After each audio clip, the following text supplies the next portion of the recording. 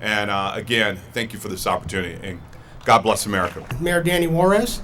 You know, this year at one of our city council meetings, we recognize that these groups, the American Legion Post 314 and the VFW Post 2075, they do a lot for our community, and they're there to help those that come from wars and get them reacclimated into our society. But there's another group that I just wanted to briefly mention, and that's the Wounded Heroes of America. So Mike Talela, if you're here, if you could please stand up with your group of veterans. Please give them a round of applause.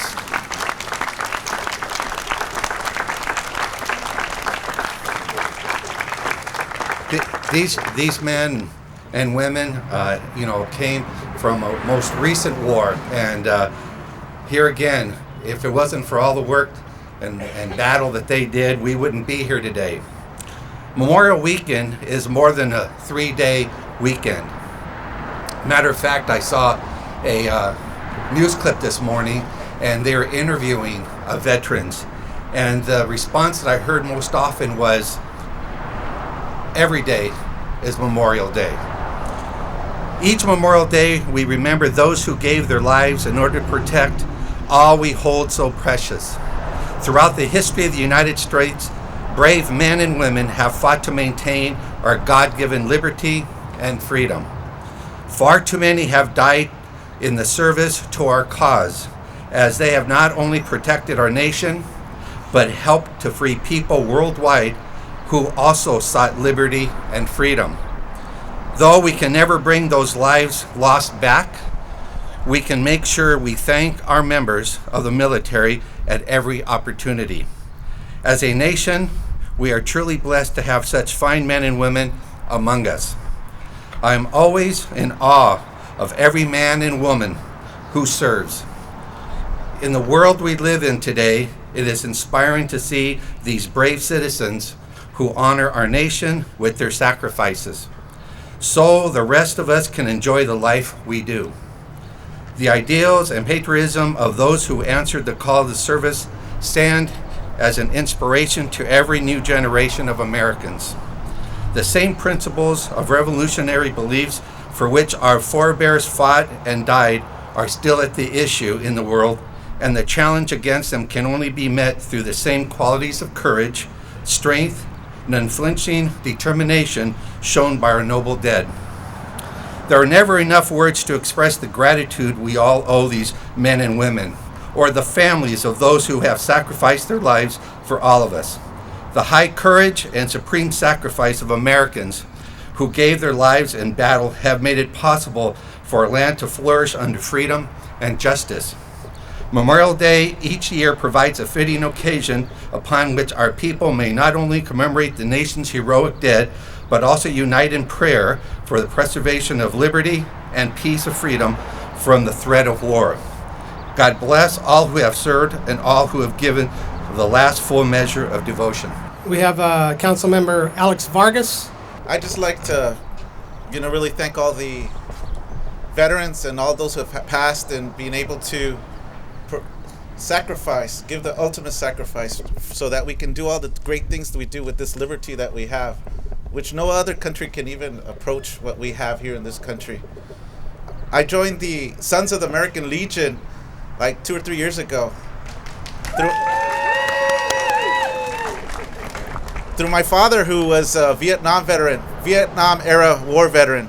So I'm really proud to be amongst great company, and it goes beyond the pool playing in the back. It goes beyond the fish and the dinner meals that we have on Fridays. I think it does go a lot beyond the sacrifices for those who are still with us and those who have passed. I really think about it and I reflect. These sacrifices have allowed for us. Let's compare what we have compared to those other countries. It doesn't come for free. I'm able to use my cell phone to dial into any other country into the world and to search the internet, to be able to get any information from any part of the world. While in other countries, all you get is a black and white communal TV where a government spits its rhetoric over and over and over one day. This is freedom, being able to do what we do. The other thing is being able to go into Costco or a hometown buffet and being able to select anything you want to eat. While in other countries, all you get is a sack of rice and a chicken to be able to hold you over for 2 weeks or sometimes even a month. Being able to go out and purchase an SUV if you want, or a small car and be able to travel. While in other countries, you just walk around or use whatever government instituted transportation or 1950s cars that are left over from previous administrations or previous periods of their time. So I'm very, very thankful for all the sacrifices that all the veterans and those who have passed that have given to us, because that's the price of freedom. Being able to be here, being able to speak our minds, being able to agree and disagree on issues, and at the end be able to come to a consensus and say, you know what, we're very thankful, and this is what makes us Americans. Olivia Valentine.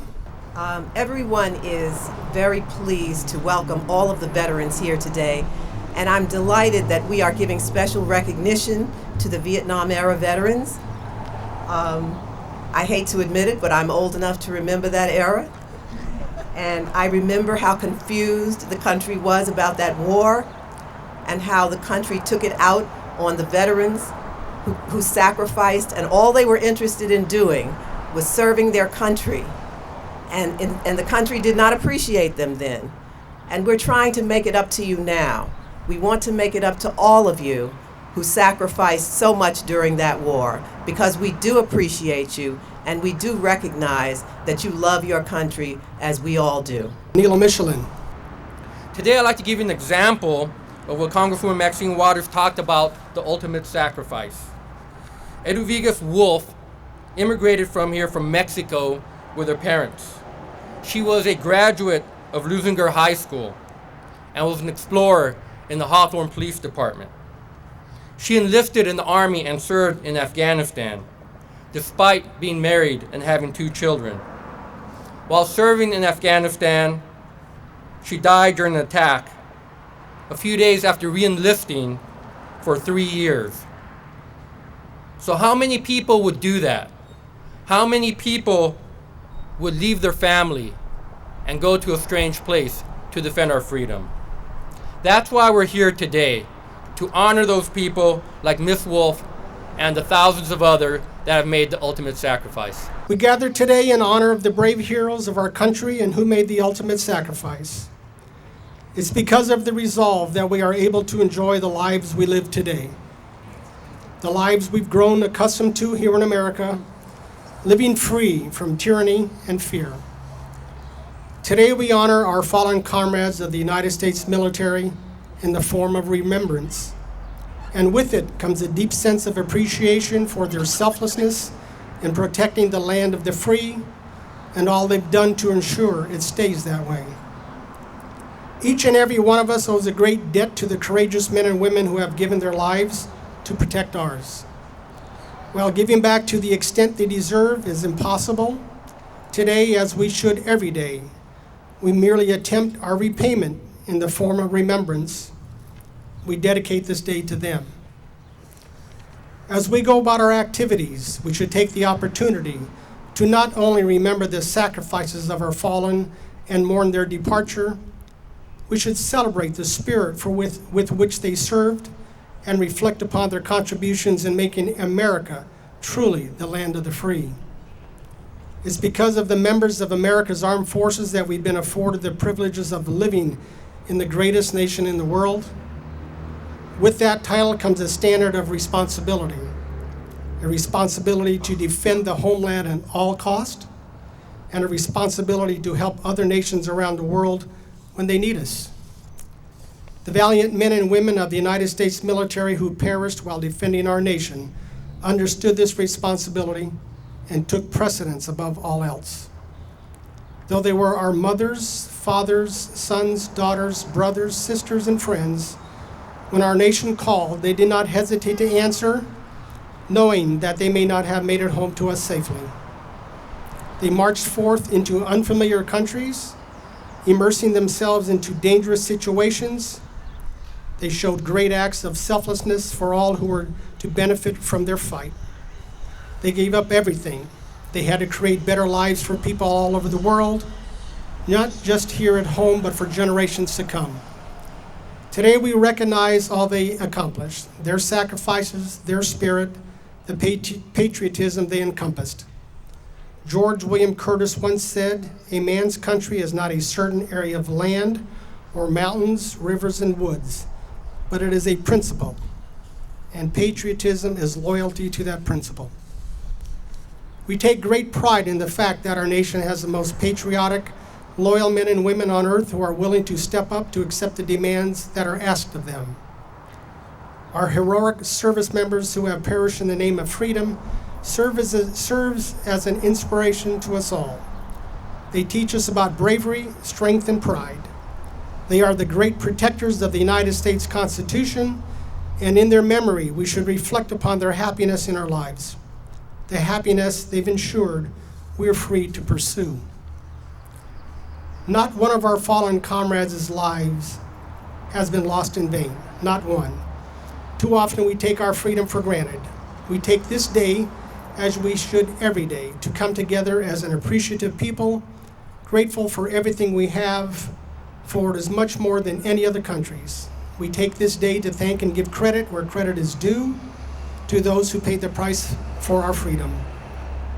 We also recognize our military families as a whole for the sacrifices they make. There is no family stronger than a military family. I want to say thank you. The strength and support you show our service members deserves much credit. While we will never be able to replace the lives of those lost fighting for our nation, we will pay tribute to their memory for generations to come by passing along the lessons we were unknowingly teaching us. Stand up for others who are weaker than ourselves. Stand together, there is great strength in numbers.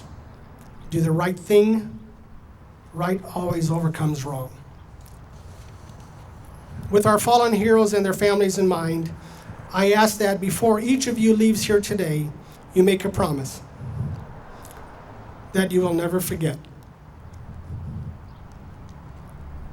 That you will live by the same principles that our fallen stood for. God bless all our departed heroes, their families, and God bless America. Presentation of our memorial wreaths.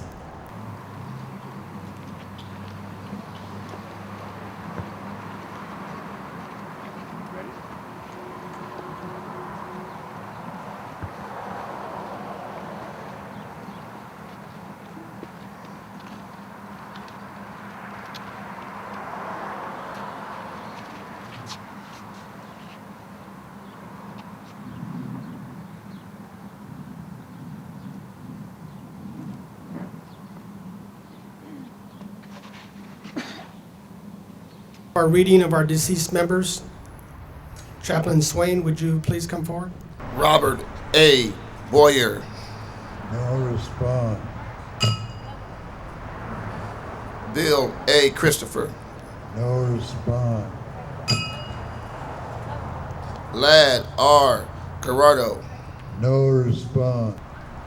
Gordon Hancock. No response. John F. Lipscomb. No response.